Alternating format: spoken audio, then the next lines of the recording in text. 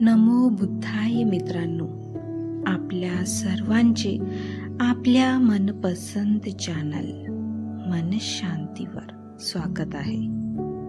आपण मिलिंद प्रश्न या ग्रंथाचे वाचन करीत आहोत.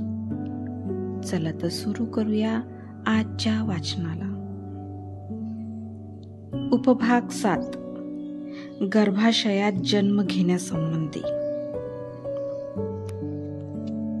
भंते नागसेन, भगवान बुद्धांनी सांगितले की हे भिक्षूंनो, 3 गोष्टींचा संयोग झाला असता गर्भधारणा होते. जसे 1. आई वडील यांचे मिलन, 2. आई ऋतुमती असणे आणि 3. गंधर्व. ह्या तिन्ही गोष्टी एके ठिकाणी आल्या असता गर्भधारणा होते.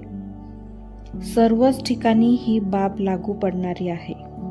कोठेही या बाबतीत कोणी व्यंग काढू शकणार नाही. हे विधान स्वयंपरिपूर्ण आहे. समजण्याच्या दृष्टीने यातील काही भाग गाळण्याची किंवा यात आणखी काही नवीन भाग जोडण्याची काही आवश्यकता नाही. हे विधान अहर्तांनी देवता आणि मनुष्य यांच्या संयुक्त बैठकीस मार्गदर्शन करताना केलेले आहे की स्त्री पुरुष उभयतांच्या संयोगानेच गर्भधारण होते.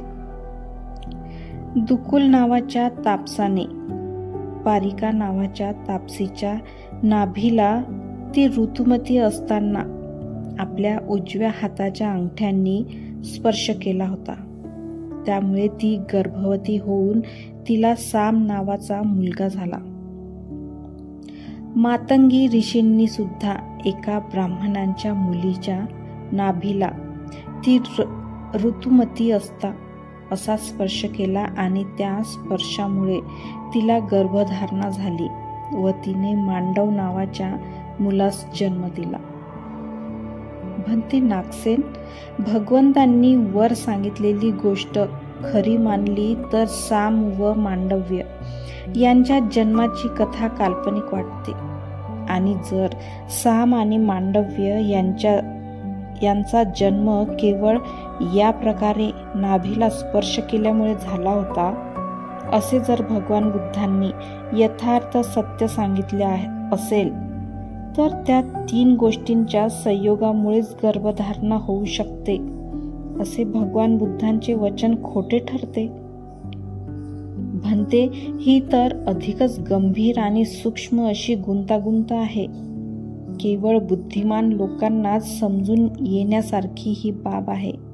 तेव्हा ही दुविधा आपल्या पुढे सोडवणुकीसाठी ठेवीत आहे. तिचे निरासन करून प्रतिपक्षाच्या मतांचे आपण खंडन करावे आणि ज्ञानाचा विशुद्ध प्रकाश पसरवावा. महाराज, भगवान बुद्धांनी सांगितले होते की हे भिक्षूंनो, 3 गोष्टी एकत्र मिळाल्यावर नंतरच गर्भधारणा होत असते. 1. माता पित्यांचा संयोग, 2. माता ऋतुमती असली पाहिजे आणि 3. गंधर्व. या 3 गोष्टींचा एकत्र संयोग घडून आल्यानंतरच गर्भधारण होत असते. हे अगदी सत्य आहे. महाराज, भगवान बुद्धांची साम व मांडव्य जन्म केवळ नाभीला स्पर्श केल्यामुळे घडून आला हे सुद्धा सांगितलेले होते. हेही यथार्थ सत्य आहे. भंते, हे कसे सत्य आहे हे स्पष्टपणे विश्लेषण करून मला समजावून सांगावे. महाराज, यापूर्वी कधी तुम्ही ऐकले आहे का की सांकृत्य म्हणजे संकिच्च कुमार इसिंग,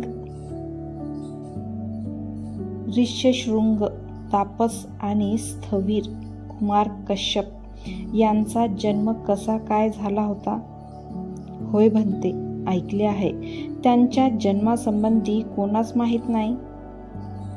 2 हरिणे ऋतुमती असताना तपस्व्याच्या मूत्रीघरात जाऊन त्यांनी मूत्राबरोबर त्या ऋषीचे शुक्र सुद्धा पिऊन टाकले. त्यामुळे त्यांना गर्भधारण होऊन सांकृत्य कुमार व ऋष्यशृंग तापसाचा जन्म झाला. असेच एकदा उदाची स्थवीर भिक्षुणीच्या विहारात गेले होते. त्यावेळी त्यांच्या चित्तात काम विकार उत्पन्न झाला आणि तत्काळ त्यांचे शुक्रमोचन झाले. तेव्हा त्यांनी त्या भिक्षुणीस सांगितले की हे भगिनी, अंतर्वासक धुण्याकरिता थोडे पाणी मला आणून दे. तेव्हा भिक्षुणी म्हणाली की ते अंतर्वासक माझ्याकडे द्या, मीच ते धुवून देते. तेव्हा भिक्षूंनी आपले वस्त्र तिच्याकडे धुण्यासाठी दिले. ती भिक्षुणी ऋतुमती होती. अशा वेळी तिने त्या वस्त्रावरील थोडे शुक्र गिळून टाकले व काही आपल्या योनीत सोडले. परिणामतः तिला गर्भधारणा झाली आणि स्थवीर कुमार कश्यपाचा जन्म झाला. अशा प्रकारे लोक ही कथा सांगतात. महाराज, तुम्ही हे सत्य मानता की नाही? होय भंते, या घटनेसंबंधी एक फार मोठा पुरावा असल्यामुळे मला हे सत्य मानावे लागत आहे. तो पुरावा कोणता? भंते, जेव्हा शेत पाण्याने भिजून अगदी चिखल होते आणि अशा वेळी जर त्यात कोणते बीज पेरले जाते, तेव्हा त्यास लवकरच अंकुर येऊन वाढीस लागणार नाही का? होय महाराज.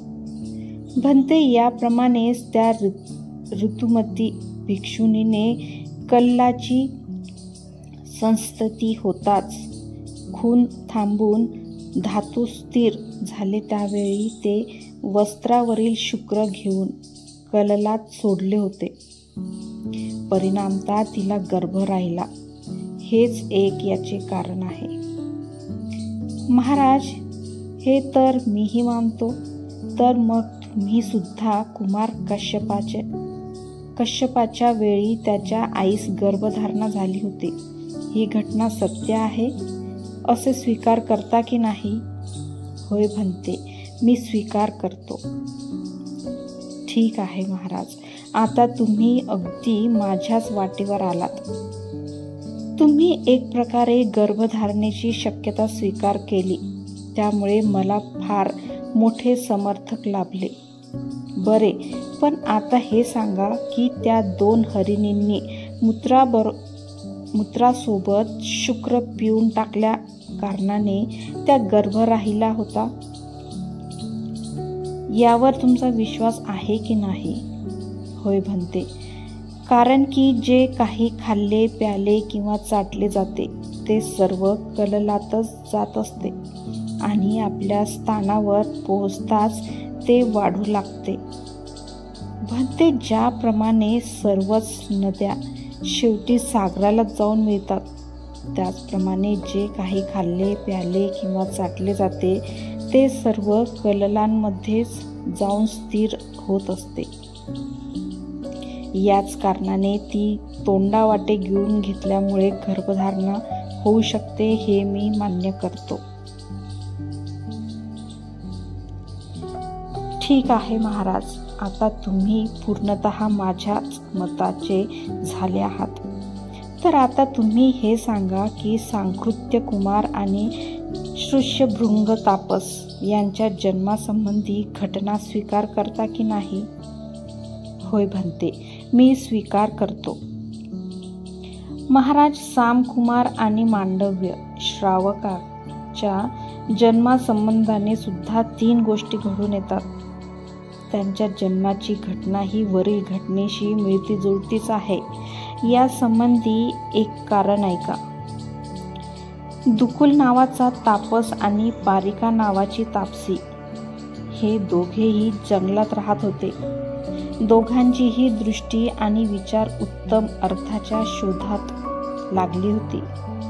त्या लोकांच्या तपश्चर्येच्या तेजाने ब्रह्मलोकी सुद्धा अस्थिरता निर्माण झाली होती.